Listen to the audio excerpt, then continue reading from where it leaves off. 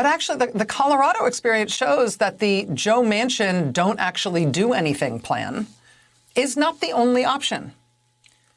And when we hear from senators like Joe Manchin that we can do nothing else, we have to put it in his hands, despite all the ways he's failed in the past, you can look at a state like Colorado and say, actually, there are other options. We could try.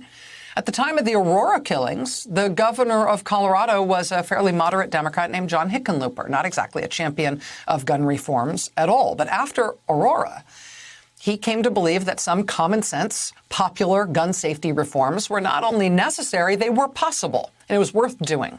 And Governor Hickenlooper announced his support for new gun safety reforms in Colorado state law. He actually announced it in December 2012, just a few days before the Sandy Hook shooting happened. And that, of course, focused the whole country's attention. But Colorado was already moving. In Colorado, they did pass new laws, nothing radical, but common sense changes that were very, very popular with the public, including limiting high-capacity ammunition magazines and, yes, requiring background checks. And the Republicans and the gun lobby went nuts, and they vowed revenge, and they did get some of that. 2 Democratic state senators who supported those reforms were recalled from office, 2 of them. The year after those gun reforms were signed by Governor Hickenlooper, the following year, 2014, and then again in 2016, Republicans took control of the Colorado State Senate. But in 2014, John Hickenlooper was also reelected as Colorado governor, and in 2018, Democrats won back the Colorado State Senate. One pro-gun hardline Republican incumbent in the state legislature was ousted from his seat. He lost his seat, and by a lot, to the father of a young man who was killed in the Aurora massacre.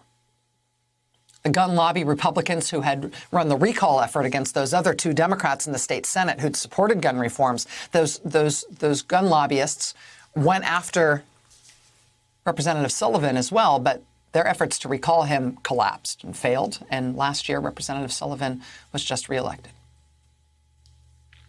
Colorado is now represented in the United States Senate by Senator Michael Bennet and by Senator John Hickenlooper, the former governor. In order to get his seat in the U.S. Senate, Senator Hickenlooper ousted pro-NRA incumbent Republican Senator Cory Gardner last year. Senator Hickenlooper and Senator Bennet said today, in the wake of the Boulder massacre, that they support national reforms to improve gun law and gun policy nationwide. And a lot of Democratic senators are saying that today. But when you hear that from Colorado, Senator Hickenlooper in particular has at least lived through what it means to not only say that, but to do it.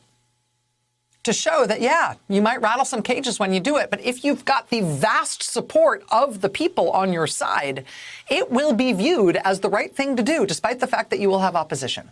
And if you do it, there's no guarantee in life. There's no guarantee in politics that your career will thrive, but Hickenlooper's shown that it can.